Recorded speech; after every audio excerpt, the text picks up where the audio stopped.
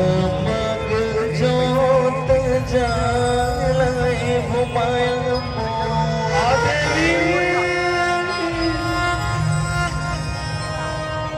माटी के दुर्गा पूजाए हुमा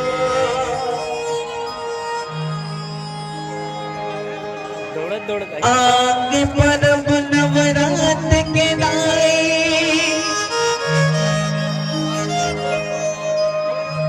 धर्म ध्वजा लहराए हो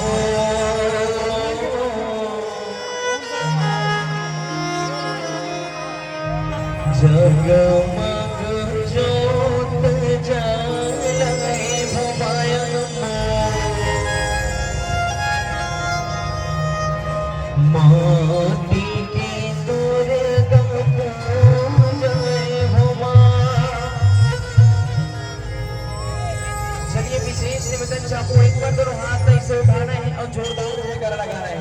संगीत के साथ साथ बिल्कुल ताली बजाएं। चलिए इसे उठान बोल।